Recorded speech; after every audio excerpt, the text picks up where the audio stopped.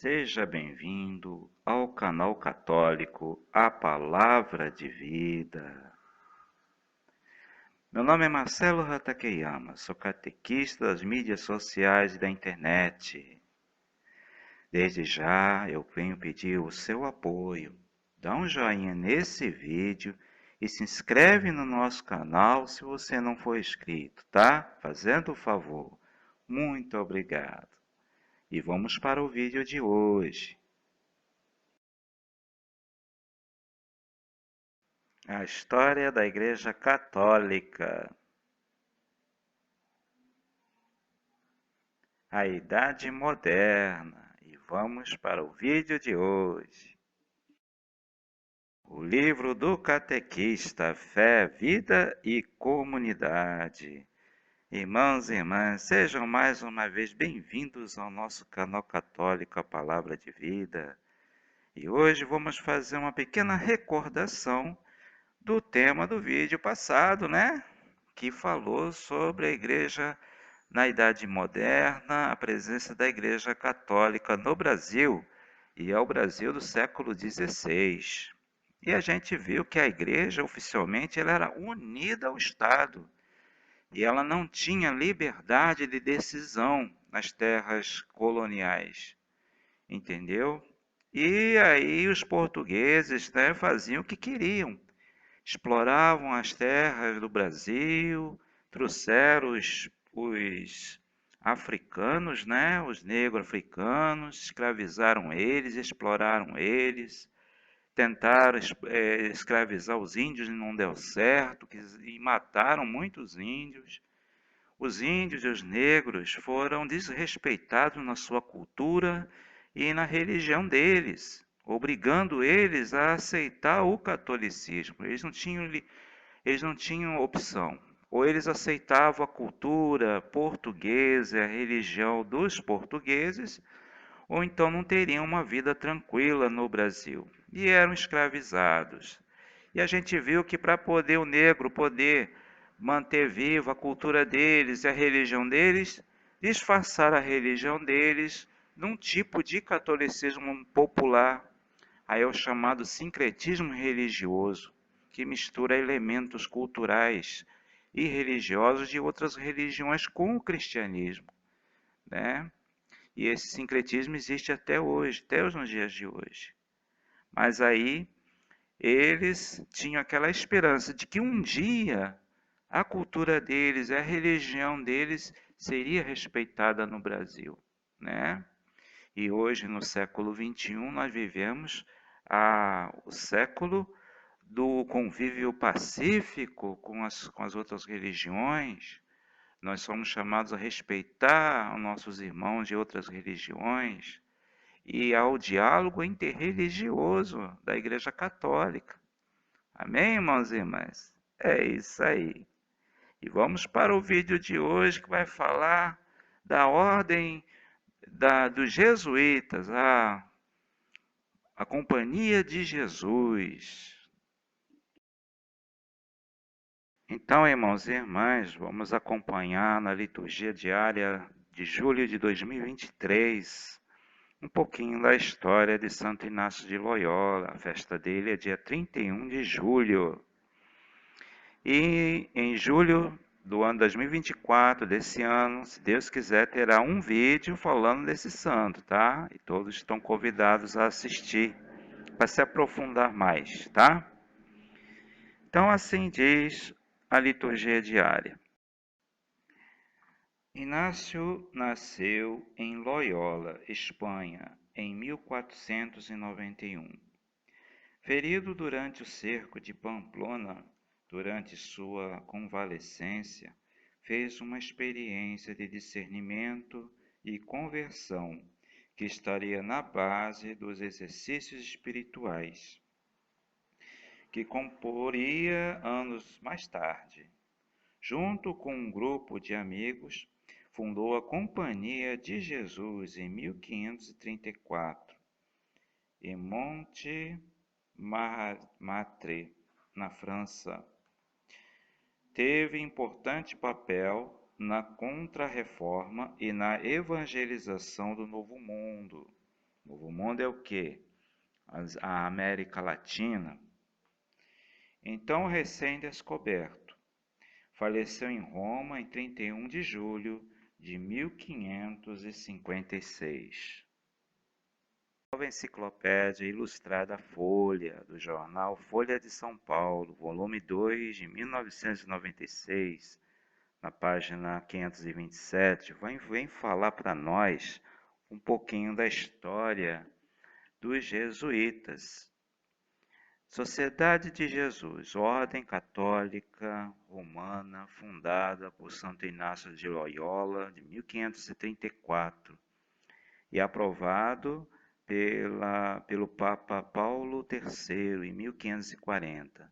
Seu objetivo original era converter os muçulmanos ao cristianismo, mas acabou contribuindo para fomentar a reforma na Igreja Católica Romana, especialmente frente ao desafio protestante pela Reforma Protestante.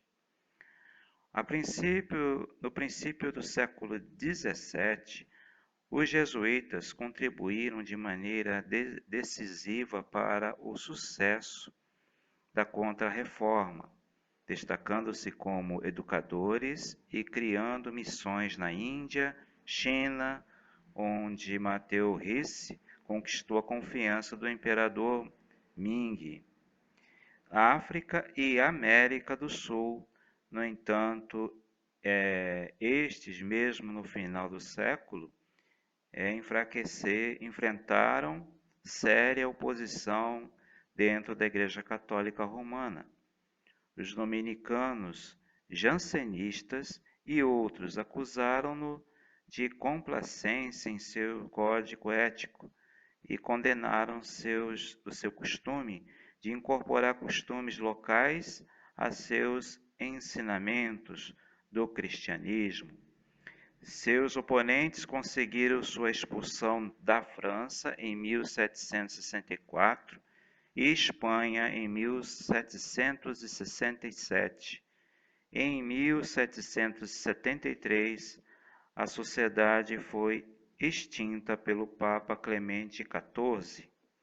Os jesuítas continuaram a ensinar na Alemanha e na Áustria e também sobreviveram na Inglaterra. A ordem foi formalmente restaurada pelo Papa Pio VII em 1814. Irmãos e irmãs, o que os dominicanos jansenistas, estavam estranhando no trabalho dos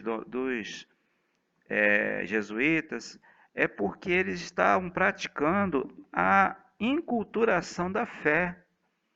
Uma coisa que já vem desde o começo da história da igreja. Porque o cristianismo, ele foi se moldando de acordo com a cultura dos povos, assumindo elementos novos da cultura dos povos.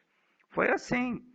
A gente vê que no início a Bíblia era escrita em hebraico e aramaico e grego, né? Então, depois a Bíblia não foi traduzida em latim, por quê? Porque o povo falava latim. Aí depois a Bíblia foi traduzida na língua pátria, né? Então, que no caso é nos nossos dias, né? Foi traduzida a Bíblia nos nossos dias. E por onde o cristianismo passou, pelos povos da Ásia, da Europa e também das Américas e outros países, o cristianismo foi tomando forma, associando certos elementos culturais. Isso se chama enculturação da fé, coisa que já desde o começo aconteceu. Agora, existe um preconceito de certas lideranças da época e criticaram o trabalho dos jesuítas. Então, irmãos e irmãs, aí foi extinto a congregação foi perseguida porque ela estava apoiando e defendendo os nativos das colônias, defendendo os índios da opressão dos portugueses e espanhóis, por isso também eles incomodaram, e por isso também foram perseguidos e extintos. Só em 1814, quando todos esses problemas já tinham sido superados, é que o Papa Pio VII, né, ele restaurou de novo essa ordem que existe até hoje, que é a ordem do Papa Francisco. O Papa Francisco, ele é um jesuíta, tá bom, gente? Então é isso aí, a gente continua com o nosso vídeo. A gente segue pelo livro Um Santo para Cada Dia e nesse momento vamos lembrar de São Francisco Xavier. A festa dele é 3 de dezembro. Grande missionário jesuíta que evangelizou o Oriente, a China, o Japão. Então é isso aí. Vamos lá, na página 387. Nascido, né, de Jesus Xavier, nascido em Castelo de Xavier, na Espanha, em 1506, correspondendo às expectativas dos nobres pais. Laureou-se na prestigiosa Universidade Parisiense. Aqueles anos teve a felicidade de viver cara a cara, participando até mesmo do quadro da pensão com Pedro Ferri, que como ele se tornaria jesuíta e será beatificado. E como outro estudante meio esquisito e já bastante velho, para se sentar nos bancos escolares, Inácio de Loyola. Então, ele conheceu, né, os fundadores da ordem jesuíta, né? E ele conheceu Santo Inácio de Loyola, que já estava de idade. Inácio tinha descoberto aquela alma, um coração tão grande e uma tão nobre. Disse-lhe: não se satisfazem com efêmeras honras terrenas, com a ambição, deve ser a glória que dura para sempre. No dia da Assunção, em 1534, na cripta da igreja de Montmartre, Francisco Xavier, Inácio de Loyola e outros 5 companheiros consagraram a Deus, fazendo o voto de absoluta pobreza e decidiram ir à Terra Santa para lá iniciarem sua obra missionária, tá vendo? É como diz o outro livro. A princípio, a ordem jesuíta, né, queria converter os muçulmanos, né?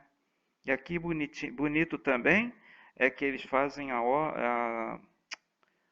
o voto de pobreza, tá vendo? Igual de São Francisco.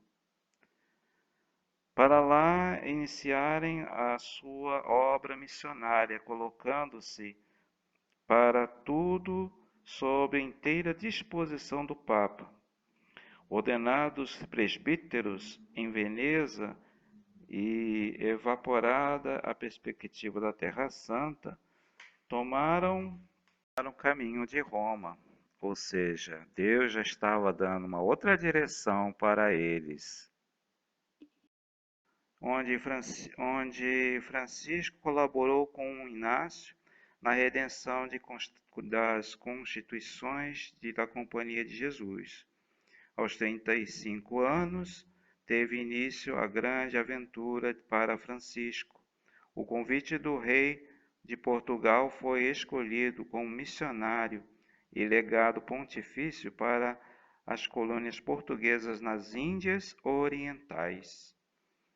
Índia geralmente indica o que? A Ásia, né? Aquela parte ali da China, da Índia, né? Então, Goa foi o centro da sua intrínseca atividade missionária, que se irradiou por uma área tão vasta que seria excepcional até com os atuais meios de comunicação. Em 10 anos percorreu a Índia, Málaga, as Molucas e as ilhas onde no estado selvagem. Se não encontrar um barco, irei a nado, dizia Francisco, e se apresentava. Se nas aquelas ilhas existirem minas de ouro, os cristãos lá se precipitariam, mas não existem senão almas para serem salvas. E foi. Ou seja, a intenção de São Francisco Xavier não era de encontrar riquezas para Portugal, mas sim simplesmente para evangelizar os outros povos, falar de Jesus Cristo. Vamos continuar. Após 4 anos de atividade missionária nessas ilhas, embarcou para o Japão, onde, em meio a dificuldades imensas, estabeleceu o primeiro núcleo de cristãos. Seu zelo não conhecia descanso. No Japão estava olhando para a China. Retornou o mar, chegou a Singapura e foi a 150 quilômetros de Cantão. Cantão é uma colônia portuguesa na China. E grande porto chinês. Na ilha de São Chao, aguardando uma embarcação que o levasse à China, caiu gravemente enfermo. Com ele estava um jovem chinês que o guiava. Morreu à beira-mar, a 3 de dezembro de 1552, aos 46 anos de idade. Tinha administrado o batismo a mais de 30.000 convertidos. Viu, gente, como é que São Francisco Xavier se dedicou na sua missão, né? Indo a terras distantes que a Igreja Católica nunca pisou, né? Ele levou as sementes do Evangelho, né? Na Ásia, na China, Japão, Índia, são poucas as comunidades católicas lá. Mas se existe cristãos lá, a gente agradece a Deus, ao Espírito Santo e a São Francisco Xavier que se empenhou tanto na evangelização. Amém? É isso aí. Agora, esse foi o vídeo de hoje, né? Espero que vocês tenham gostado, né? Que foi contar um pouquinho da história dos jesuítas, a Companhia de Jesus. Vimos a história de Santo Inácio de Loyola e de São Francisco Xavier. No próximo vídeo veremos um pouco da história do outro jesuíta importante, São José de Anchieta. Tá bom, gente? Obrigado por vocês terem assistido esse vídeo até o final. E até o próximo vídeo, gente, se Deus quiser. Louvado seja nosso Senhor Jesus Cristo, para sempre seja louvado. Muito obrigado a você que assistiu esse vídeo até o final. Se você ainda não deu o joinha nesse vídeo, por favor, dá um joinha nesse vídeo, tá? E se inscreve no nosso canal se você ainda não é inscrito. Muito obrigado. Até o próximo vídeo, gente. Louvado seja nosso Senhor Jesus Cristo, para sempre seja louvado.